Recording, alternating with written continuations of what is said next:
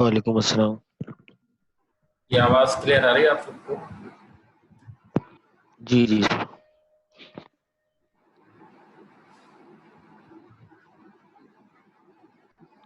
2 minute wait कर लेते हैं, बाकी अगर कोई ऐड होना चाहता है तो ठीक है, तो उसके बाद हम इसका बात कैसे स्टार्ट करते हैं। चलिए ठीक है सर।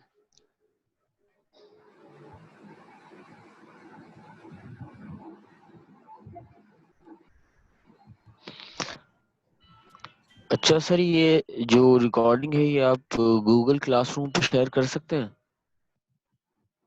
मैंने पहले कभी किया नहीं है, इस मरतबा उन्होंने कहा है, अभी कर रहा हूँ, तब देखते हैं क्या होता है इसमें। हाँ, क्योंकि मैंने शफीक साहब से ही बात की थी, वो कह रहे थे मैं बता दूंगा टीचर्स को, क्योंकि हमें प्रॉब्लम हो रहा है, मटेरियल नहीं मिल पाता। नहीं, मटेरियल भी क्योंकि आपको कुछ मेरे स्टूडेंट्स क्लास मिस कर देते हैं।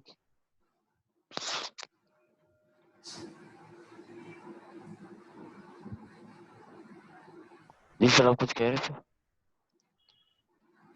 इसको स्टार्ट कर लेते हैं इसको।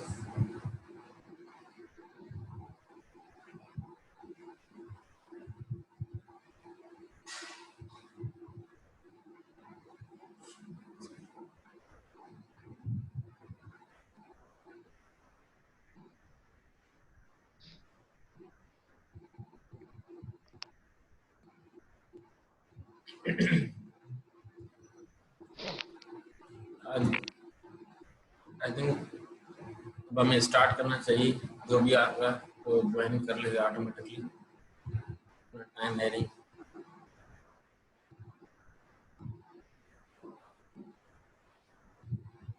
बिस्मिल्लाहिर्रहमानिर्रहीम। Today is our third lecture, that is about decision making, managerial decision making.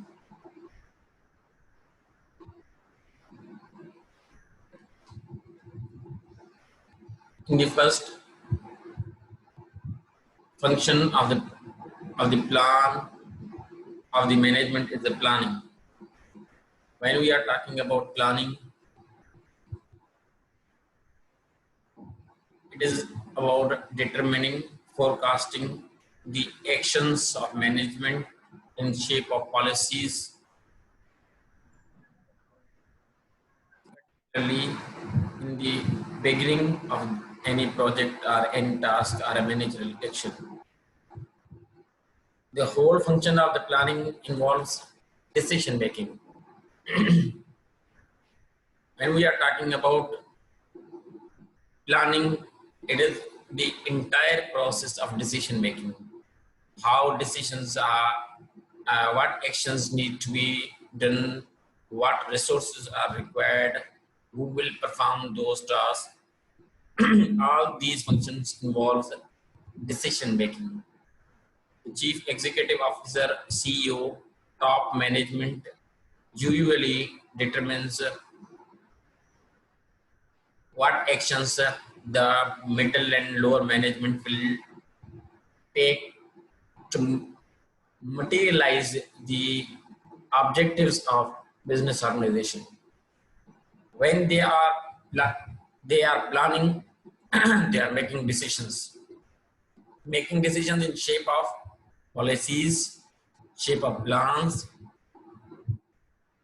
or any other decision or alternative course of action or strategy that is relevant to the objectives of the organization. In decision making, when we are talking about decision making, it's basically, you can all see slide.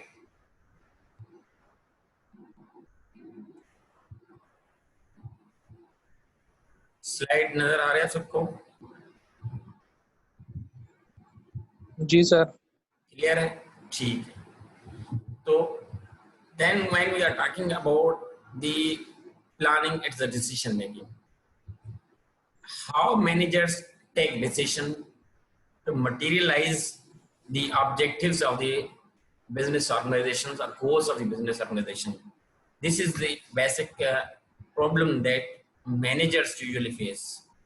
Those managers who are well acquainted, well versed, having a good knowledge of decision making, and they have power to make good decisions or right decisions, they become good managers and successfully materialize the objectives of the business organization.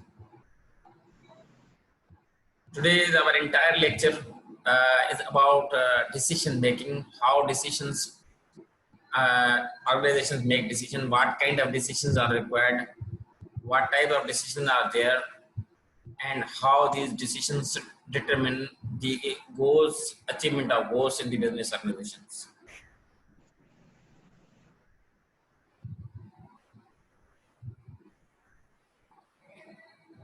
Coming to the first slide, it must be done amid ever-changing factors, unclear information, often conflicting point of views. Decisions basically involve to make such clear decisions which are relevant with the organizational information.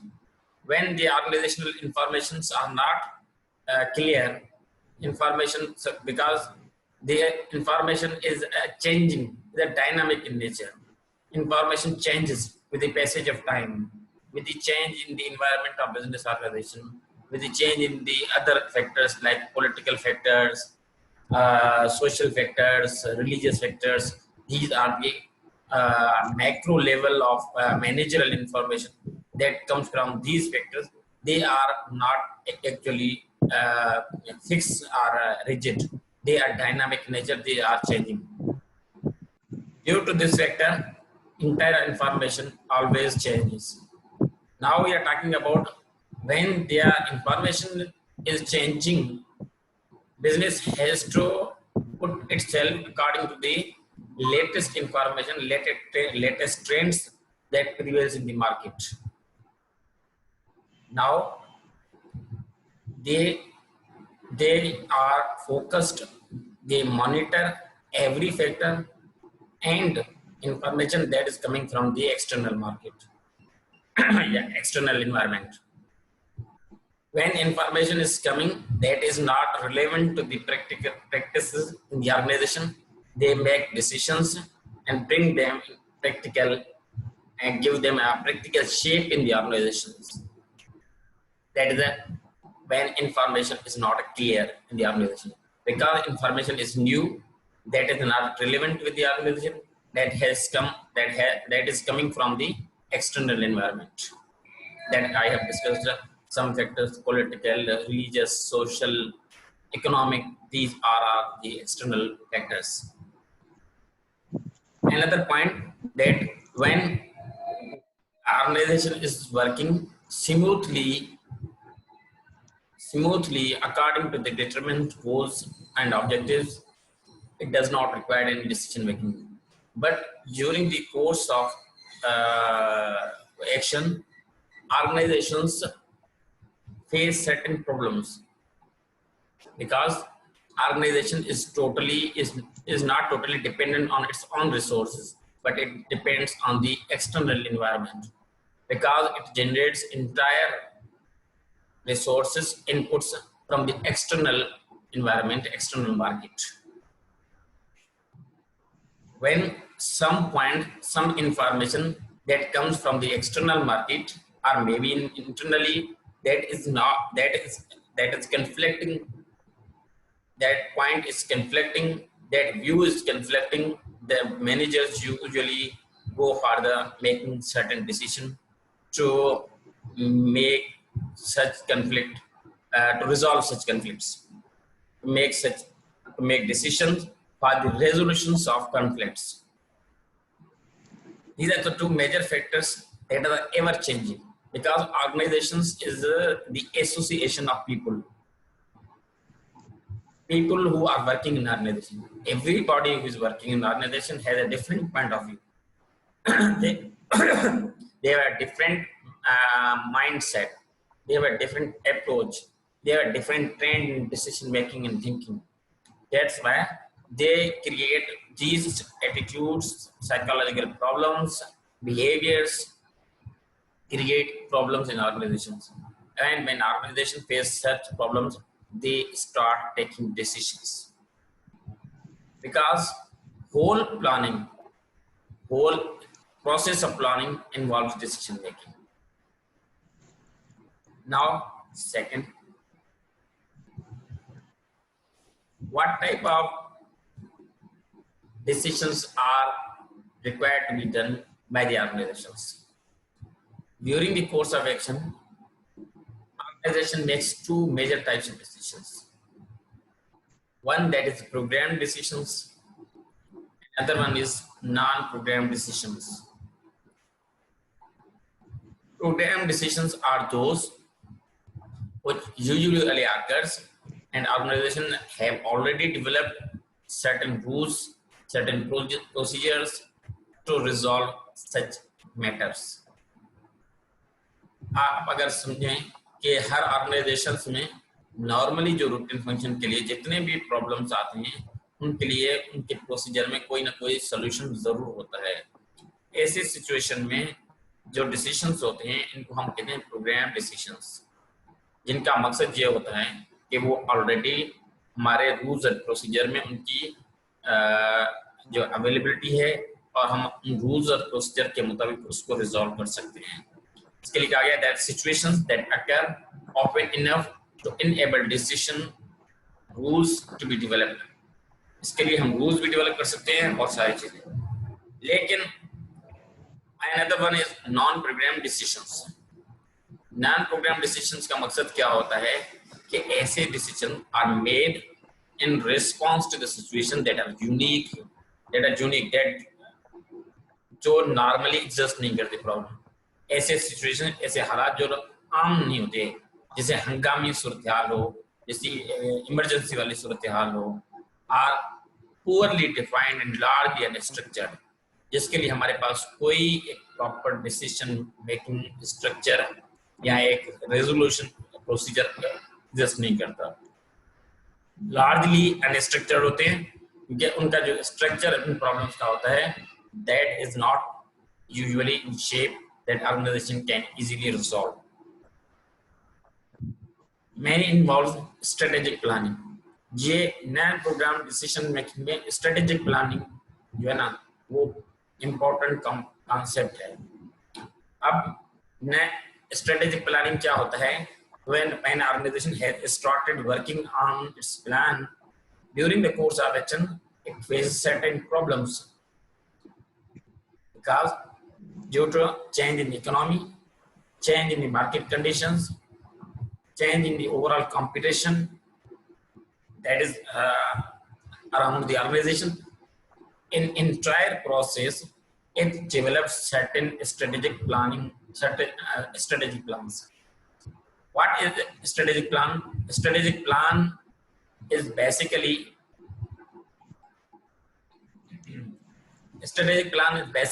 a alternative course of action that is developed to control the deviations of plans.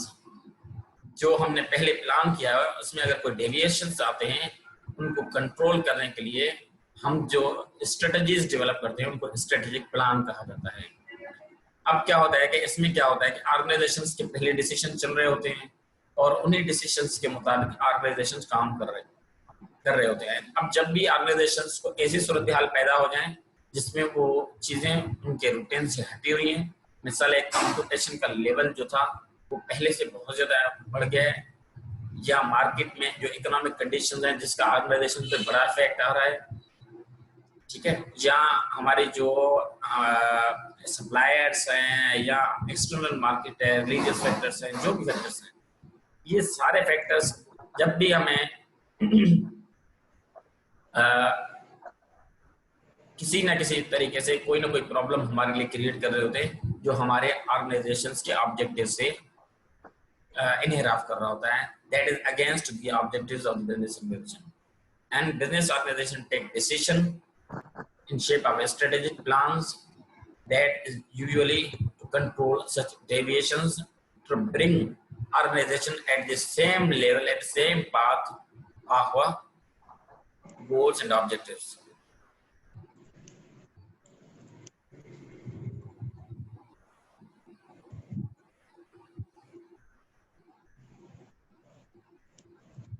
Programmed and non-programmed decisions में difference क्या है? एक तो program decision जो होते हैं they are very certain, all the information the decision maker need is fully available, उनके लिए इंफॉर्मेशन सारा अवेलेबल होना चाहिए. नॉन प्रोग्राम डिसीजन और प्रोग्राम डिसीजन के रिस्क क्या है? Decision has a clear cut goals, जो भी हम डिसीजन ले रहे हैं उसके गोल्स ऑब्जेक्टिव्स क्लियर होते हैं. उसके अलावा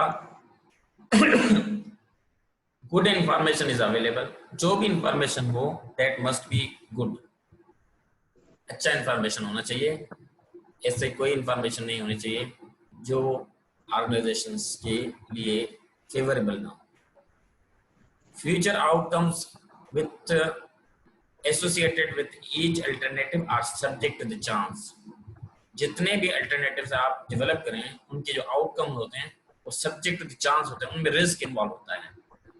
आप पता नहीं होता कि आपने जितने अल्टरनेटिव पहले प्लान किए उसमें भी चेंजेस आ गया, फिर आप अल्टरनेटिव डेवलप कर रहे होते हैं तो उसमें भी आपको ये यकीन नहीं होता कि सर्टेन नहीं होते कि आप ये पूरा का पूरा जितना आउटकम आप एक्सपेक्ट कर रहे हैं that will come to you. It depend on the situation and subject to the chance. एक होती है सर्टेनिटी, दूसरा होता है रिस्क. ये क्या है? ये प्रोग्राम डिसीजन होते हैं. नॉन प्रोग्राम डिसीजन में क्या होता है? Uncertainty. Managers know which goals they are with to achieve. Information about alternative and future events is incomplete. Managers may have to come up with a creative approach to the alternatives. Then ambiguity by far the most difficult decisions. Goals to be achieved, problems to be solved is unclear. Alternatives are difficult to define. Information about decision outcome is unavailable. अब इनमें से जो दो हैं, पहले certainty and risk जो हमारे programme decision में शामिल हैं, जो हमारे प्रोग्राम डिसीजन में शामिल हैं. और उसके बाद जो है हमारा नॉन प्रोग्राम डिसीजन है, उसमें अनसर्टेनिटी और एम्बिग्विटी है.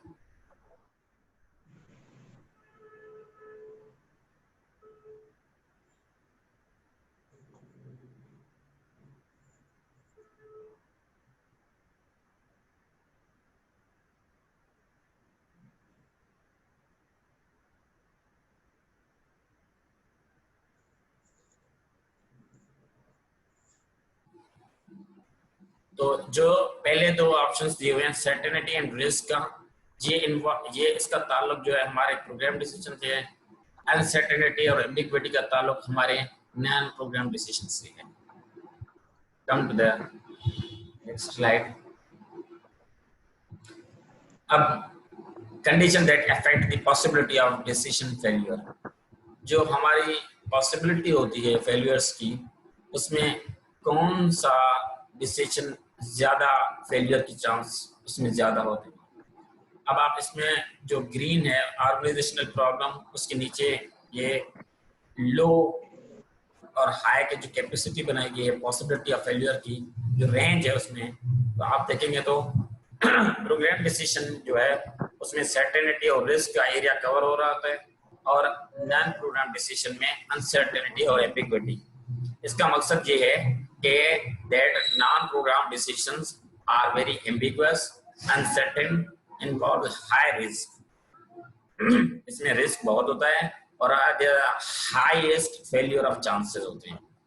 In program decision, they are certain, though they have risk, but the possibility of failure is very low. Possibility of failure बहुत ही कम होते हैं. उसके बाद हम आते हैं नेक्स्ट स्लाइड में.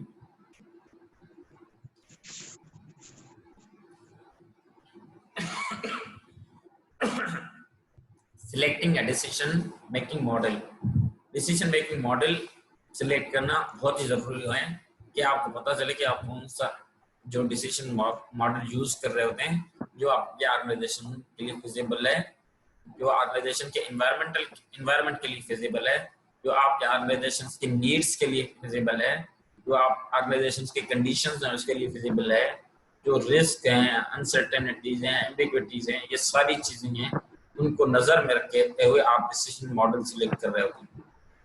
अब क्या कहते हैं, depends on the managers personal preference. एक तो मैनेजर की पर्सनल प्रेफरेंस लाजमी होनी चाहिए कि कौन सा मॉडल सिलेक्ट किया जाए, whether decision is programmed or non-programmed, decision चाहे प्रोग्राम हो जाना, extent to which the decision is characterized by the risk, uncertainty and ambiguity।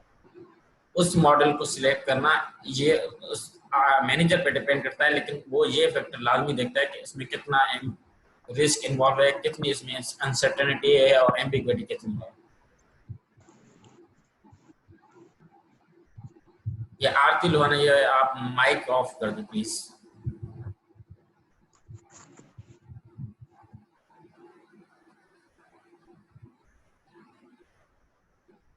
Then there are three types. These are the basic models, three decision making models. इसमें क्या है, the political model, administrative model है, classical model। Classical model क्या है, based on economic conditions and to be normative। जो economic model है वो depends करता है economic conditions पे, ठीक है, और उसका जो नॉर्मेटिव मतलब is considered to be normative. एक होता है पॉजिटिव जो समझ आता है कि कैसे है क्या है, ये आपकी नजरों की समझ है। नॉर्मेटिव वो होता है जिसमें जजमेंट होती है involve, that involves judgement, value judgement. आप उसकी वैल्यू जज कर रहे होते हैं कि इसमें जो हम डिसीजन ले रहे होते हैं उसकी वैल्यू है नहीं है, इनकी कंडीशंस का इनका इम्पैक्ट क्या हो सकता है, that depends on the chances. Chance की बात जो हो रही थी वो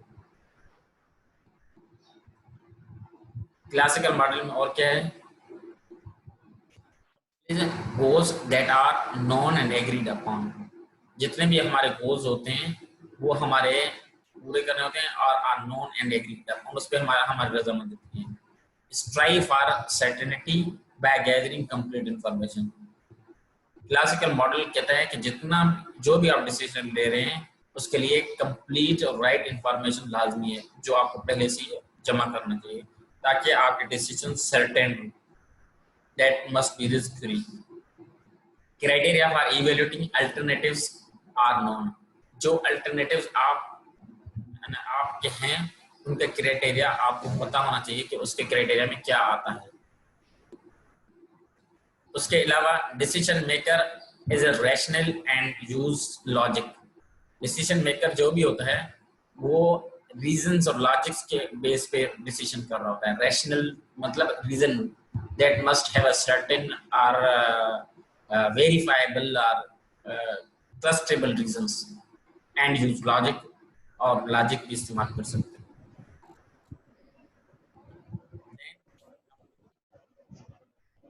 Alternative administrative model, how managers actually make decisions characterized by the non-programmed decisions and certainty and ambiguity. Focus on organization rather than economic conditions. Administrative model का मकसद ये है कि उनका फोकस जो होता है वो ऑर्गेनाइजेशंस होता है, इकोनॉमिक कंडीशन नहीं। जैसे क्लासिकल वाला कहता है इकोनॉमिक कंडीशंस पे फोकस होना चाहिए, लेकिन ये कहता है नहीं, आपका जो फोकस होना चाहिए that must be organisation. Two concepts are instrumental in shaping the administrative model. Number one, bounded rationality. एक bounded rationality है, means that people have a limits and boundaries on how rational they can be. Bounded rationality, जिसका मकसद ये होता है कि जितने भी आप फैसले कर रहे होते हैं, डिसीजन ले रहे होते हैं, उसमें उन्होंने अपने एक लाइंस डेवलप किए हैं और एक लिमिट और बाउंड्रीज डेवलप किए हुए हैं जिसके अंदर रहते हुए वो फैसले करते हैं। और उसके बाद आता है सेटिस्फाइंग इसका मकसद है मीन्स दैट डिसीशंस, आके माइक ऑफ करें, means that decision maker choose first solution alternative that satisfies minimal decision making criteria। इसका मकसद ये होता है कि डिसीजन मेकर जो होते हैं उनका जो सॉल्यूशन, अल्टरनेटिव सॉल्यूशन होता है वो चूज कर रहे होते हैं जिसमें मिनिमम डिसीजन क्राइटेरिया रिक्वायर्ड हो। क्योंकि जितना डिसीजन मेकिंग क्राइटेरिया प्रोलॉन्ग होगा, एग्जॉस्टिव होगा, उतना हमारे लिए उसके इम्प्लीमेंटेशन और चीजें मामला को मुश्किल में डाल सकते हैं। जितना उसका डिसीजन मेकिंग क्राइटेरिया सिंपल होगा, हम उतना बेहतर उसको डिस्क्राइब कर सकते हैं और उतनी ही बेहतर तरीके से हम उसको एक शेप दे सकते हैं डिसीजन का। आके please mic off. Is considered to be descriptive. जो भी है वो in shape of book and policies होना चाहिए। आके माइक ऑफ करें please.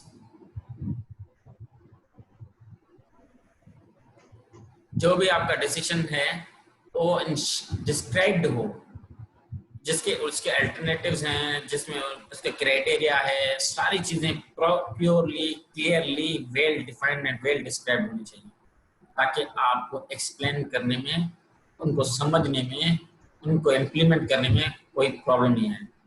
And it is considered intuitive. Intuitive का मतलब ये है कि आपकी जहानत और काबिलियत उसमें शामिल हो, इन्वॉल्व हो।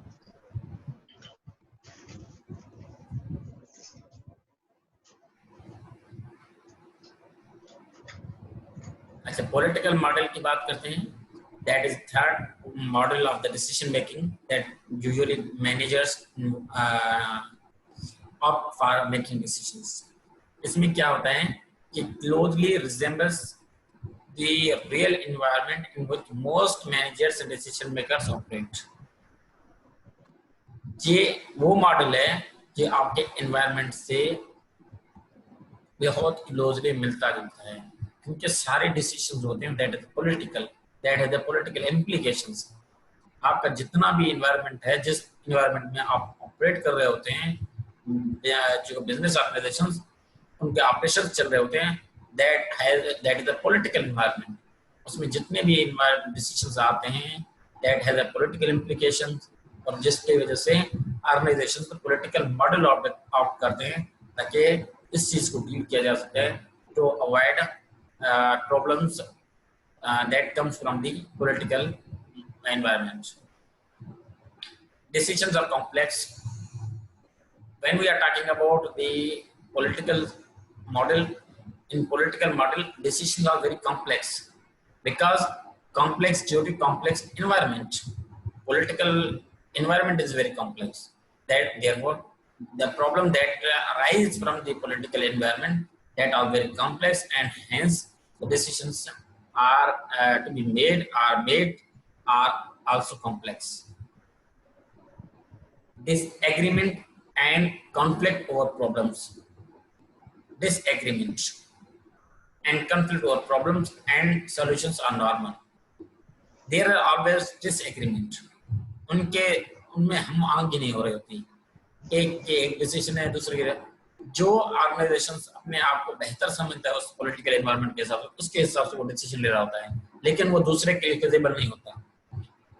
इसके लिए जो भी डिसीजन होते हैं उसमें एग्रीमेंट नहीं होती entire throughout the organisation. Coalition building is important. इसके लिए क्या है कि आपको मिल के काम करना होता है। कोलिशन बिल्डिंग का मकसद होता है आप मिल के काम करें, एक होकर काम करेंगे तो फिर आप डिसीजन। इसमें ज्यादातर क्या होता है कि कार्टेल्स होते हैं या एसोसिएशंस होते हैं, जैसे लेबर यूनियन है या और हैं या इंडस्ट्रियल एसोसिएशंस हैं। ये सारे एक कोलिशन बिल्ड करते हैं, पहले कोलिशन बिल्ड करके फिर उस एनवायरनमेंट में जो प्रॉब्लम आते हैं उसके हिसाब से डिसीजन लेते हैं। that is a uniform decision, that is the decision that everybody is participant, everybody is agree, जिसमें सारे राजी होते हैं, सबकी पार्टिसिपेशन होती है, that comes in the shape of a very strong message to the political environment that this decision is not acceptable, whether this decision is acceptable, जो भी होता है फिर हम उसके हिसाब से करते हैं.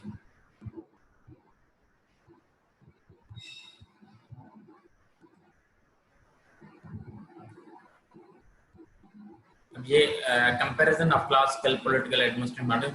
अब इन पहले वालों को स्लाइड्स को आप अगर क्लियरली पढ़ें तो आपको क्लियरली आ जाएगा, लेकिन इसमें एक सिंपल बना भी दिए हैं. Classical model clear cut problem and goals, administrative vague problem and goals, political model pluralistic and conflicting goals. एक बंदे की बात नहीं होती, सारे अंदर प्लूरलिस्टिक. कंडीशन ऑफ सर्टेनिटी ज्यादा होती है क्लासिकल मॉडल में, कंडीशन ऑफ अनसर्टेनिटी एडमिनिस्ट्रेटिव में ज्यादा है, कंडीशन ऑफ अनसर्टेनिटी और एम्बिग्युइटी भी होती है पॉलिटिकल मॉडल में. अनसर्टेनिटी भी है, एम्बिग्युइटी भी. Full information about alternatives and their outcomes, जितने भी इंफॉर्मेशन है उसके लिए उनके इंफॉर्मेशन और आउटकम्स का फुल इंफॉर्मेशन होता है. Limited information about alternative and their outcomes. Political में inconsistent point of views, ambiguous information, बिल्कुल कंसिस्टेंट नहीं थी. हर किसी का अपना एक वे ऑफ बिहेवियर होता है, डिसीजन मेकिंग होता है, एटीट्यूड होता है, उसके हिसाब से. Then rational choice by individual for maximising outcomes. Rational choice होता है by individual for maximising outcomes. satisfying choice for resolving the problems using intuition. Administration कह रहा है कि जजमेंट के साथ, अपनी अक्लमंदी, सोच और इल्म शऊर के साथ जो है ना फैसले किए जाते हैं ना, वो बेहतर होते हैं.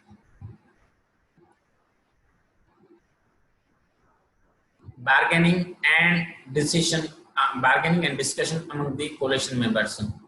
पॉलिटिकल डिसीजन में क्या होता है कि जितने भी पार्टनर्स होते हैं, पार्टिसिपेंट होते हैं, मेंबर्स होते हैं, वो पहले आपस में बार्गेन करते हैं, पहले डिसाइड करते हैं, फिर उसके बाद ये मैसेज कम्युनिकेट करते हैं मैनेजमेंट को कि अब जो है ना हमें आगे कैसे और कहाँ और किस तरह जाना है और कैसे कौन से फैसले लेने हैं और किस तरह.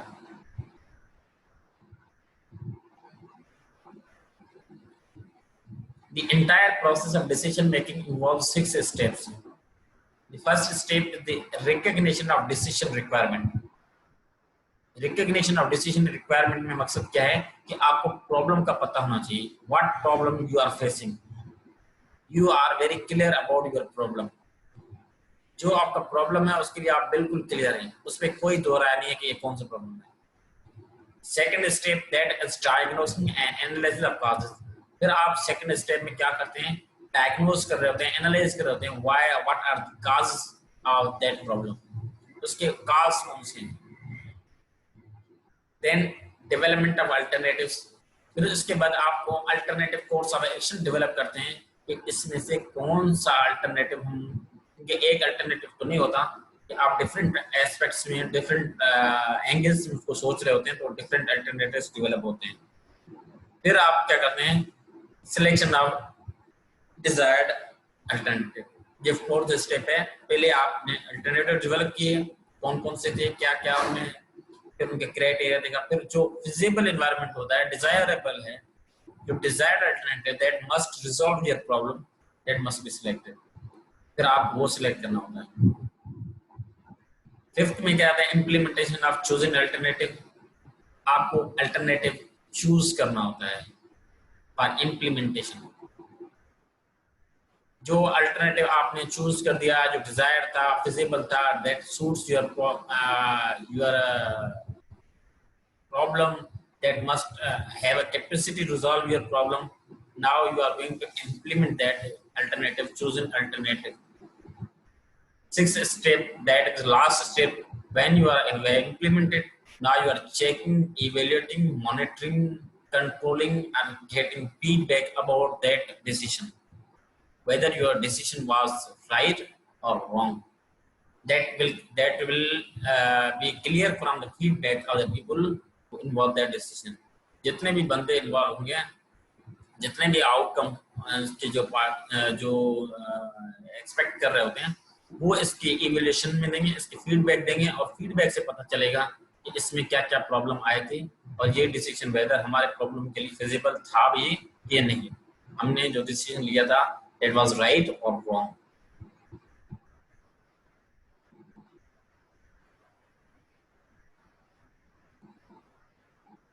अब डायग्नोस करना उसके लिए कुछ क्वेश्चंस हैं, कुछ वो ये हैं, what is the state of disequilibrium affecting us, वो कौन सी डिसइक्विलिब्रियम है जो हमें अफेक्ट कर रहा होता है।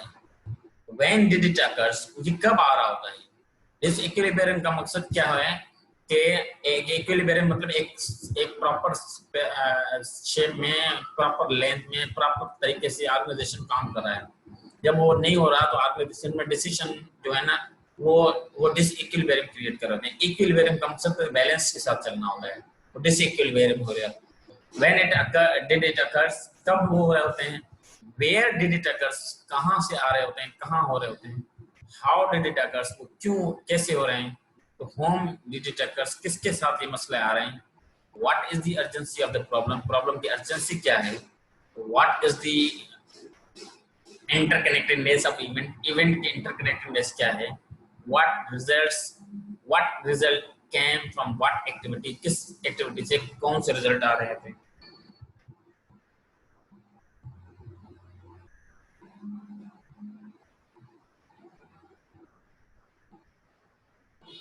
Then personal decision framework,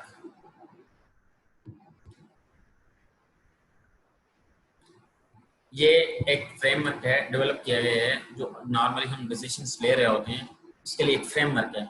situation क्या है उसके लिए, सिचुएशन ये है कि प्रोग्राम्ड नॉन प्रोग्राम्ड डिसीजंस होते हैं सारे, वो तीनों जो हमने मॉडल डिस्कस किए उसके हैं, जैसे वो सारे स्टेप्स इन्वॉल्व होते हैं।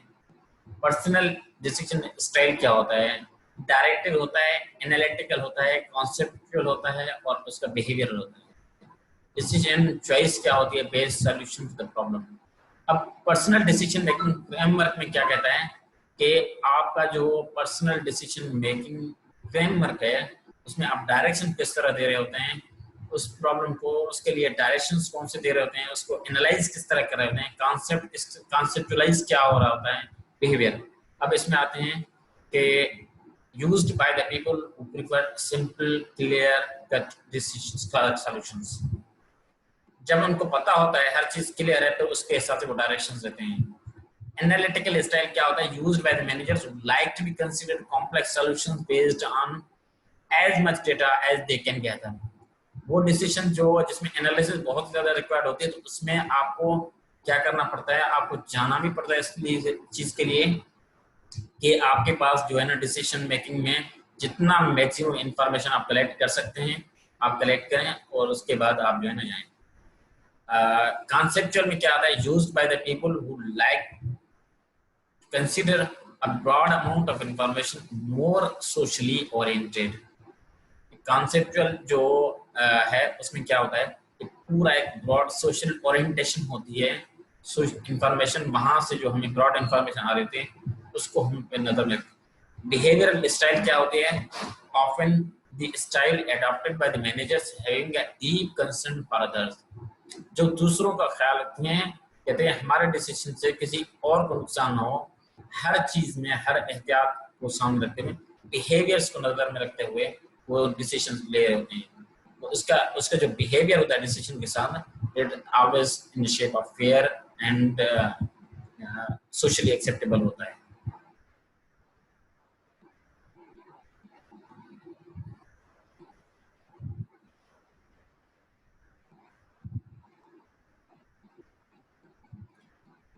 Participation in decision making, participation and decision making, इनमें कुछ मॉडल हैं जो हमने देखने हैं कि कौन कौन से मॉडल हैं। एक रूम एंड जग मॉडल है, helps get the appropriate amount of participation for subordination। Room और जैग मॉडल जो है वो कहता है कि मैक्सिमम पार्टिसिपेशन जो होती है डिसीजन मेकिंग में वो पार्टिसिपेंट सबऑर्डिनेट के होते हैं, वो कितना उसको इन्वॉल्व कर रहे हैं होते हैं पार्टिसिपेंट सबऑर्डिनेट्स को डिसीजन मेकिंग में. Because normally our decisions are taken by the top management. They usually take their decisions at their own level. But certain organizations involve their subordinates in such decision making